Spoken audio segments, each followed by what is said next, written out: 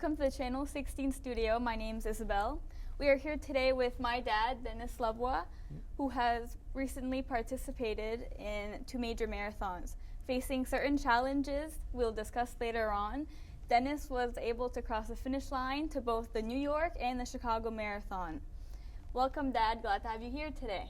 Thank you, Isabel. I really appreciate being here. It's going to be a lot of fun. So we'll begin the first question with, what made you want to start running, and how long have you been running? Well, I retired early due to disabilities, so I had to do something else to stay active. So I wanted to lose 40 pounds. So that was my goal, to lose 40 pounds. So I started walking 2 miles with my dog, Callie, the little mixed terrier. So I started walking every day, 5 days a week. And then I gradually ramped up to 5 miles a day. And then I wasn't losing weight, so I ended up going 10 miles a day. 5 miles with Callie in the morning and 5 miles at night in the evening. Yes. And over time, I did that for 10 months. Then I was plateaued, and I still needed to hit my target weight to lose 40 pounds. So I decided to run. I started running 1 mile, 2 miles. Then I set goals to do a 5K. And I did the 5K, it was virtual 5K. You know, with the COVID, there was no live races. So I worked my way up to the 10K, then the half marathon, and then eventually I did the marathon. My first marathon was in 2021 in June at Sun Valley. In Idaho. So I started running. I started running. It's been a year and a half, to be exact, 20 months. Wow, that's perfect. So can you tell us a little bit about your disability and how it has affected your running? My disability I was diagnosed at 27 with RP. It's retinitis pigmentosa. It's a hereditary eye disease. And there's various types of RPs. And the one I have is Usher syndrome type 2. So you're born with hearing loss. Like I have 60% hearing loss, so I wear hearing aids. And then as you're late teens, you start losing your vision. Basically what's happening, my rods and cones die off in my retina. So over time, my peripheral vision shrinks. So if I focus at the camera, my peripheral vision, for you guys, it has a 180 degree, but my vision narrows down. I don't see my hand. I keep going down. Oh, I see my hand here. Top or bottom, I see here. So it's the size of a baseball. That's my vision that I see. And as far as running, it is challenging because I'm always focused on the ground. I don't want to trip over potholes, manholes, and drains and sidewalks. And I got crosswalks, I slow down. I don't want to get bumped by a car. Of course, It can be dangerous. All right, and you've ran the Chicago and the New York Marathon. Do you mind comparing the two? They're both great marathons. New York, there's more hills, more challenging to run because there are a lot of bridges you run over, and there's also hills at Central Park. So challenging wise, New York it's a tougher race, but Chicago is very flat. I mean, the biggest hill is the Fort Kent International Bridge. That's the biggest hill. And you remember the Uber driver saying, "Watch out for this hill"? Yeah. And I started laughing, and I told the driver, "See that skyscraper? I run up to that." Oh yeah. That's 11th Avenue. He got it. We were laughing. You know? But as far as energy-wise, atmosphere-wise, I would say I would step it up with New York. There's 1 million people. Remember along the sidewalks and a lot live bands. There's like 20 bands playing along the way. And I wasn't planning to race New York. I just wanted to jog because I just ran Chicago. And but at mile 4, I had a guide runner. I said, "Josh, I'm racing it." I was so pumped up.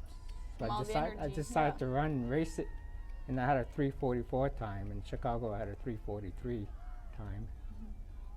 And also the weather in Chicago, did that affect? Oh my God, that killed me. It was 80 degrees, 70% humidity. Because I was looking to PR Chicago, because I was shooting for a 3:30, but there was just no way. I hit every water station. I had to put a fluid out for dehydration. But I wish it was 50 degrees like New York, but it wasn't. So how do you train for your marathons, especially like right now in the winter? Well, right now in the winter, it's a treadmill.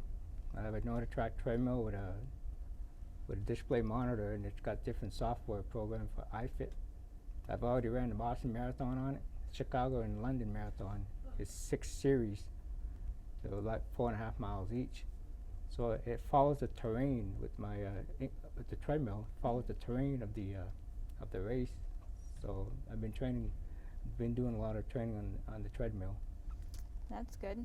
And how do you qualify for a marathon? And is it true you'll be running Boston coming up? To qualify for a marathon, there are 3 major marathons. We've got Chicago, New York, and Boston. And you got to qualify by time. So you got to run a marathon prior to those major marathons. There's like 100 marathons in the United States that you can sign up. Like I signed up for Sun Valley, which is a Revel race group. It was a limited edition in Sun Valley in Idaho. And that was a downhill mountain run. We started at 8,000 feet and you finish at 6,000 feet. So I was running a marathon above Mount Katahdin. But I survived, and that was my personal best with a 3:39. Yeah. And I missed it by 4 minutes. But to qualify, my age group, I need from 54 to 59, I needed 3:35. Like a 50, 54, you need a 3:25, and a 60, 65, you need a 3:50 time. And so, and other options of qualifying is charity entry. So you can raise money and then you get into, or lottery. Like in Chicago, I got into my lottery entry. And as far as New York, I joined Achille International. It's a disability organization that supports disabled athletes, and I was a member. So the director of New York got me a bib. You know, she asked me, "What's your goal?" And I said, "Well, I want to run the New York City Marathon." Mm-hmm.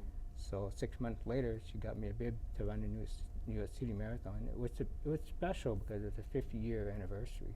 Of New York, yeah. So although we know you're an athlete, what advice would you give others who want to begin running? Get a checkup first.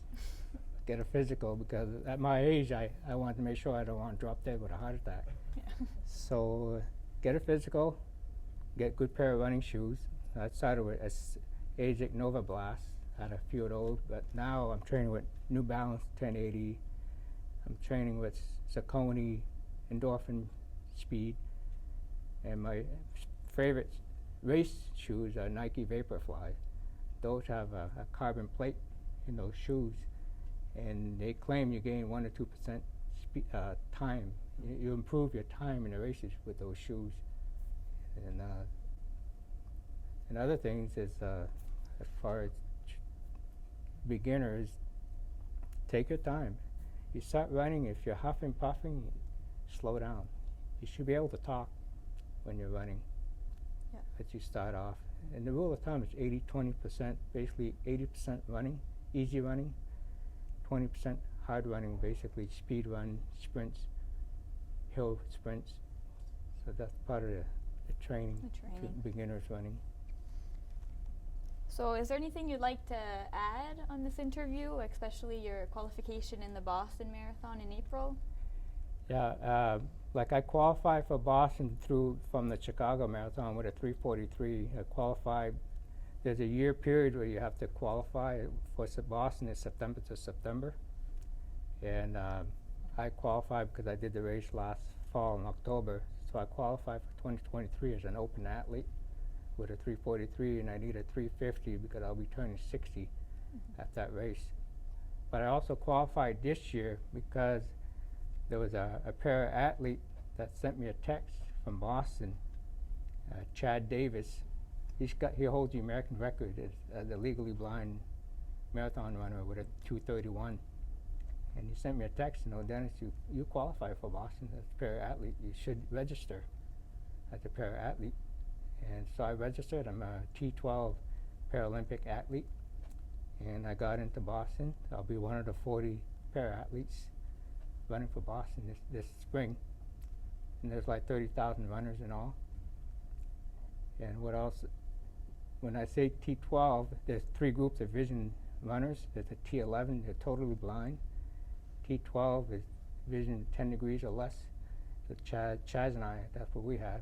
And there's a T12. T13 is 40 degrees or less. All right. Well, thank you again for coming in and informing others about your marathon journey. This is Isabel from WWL.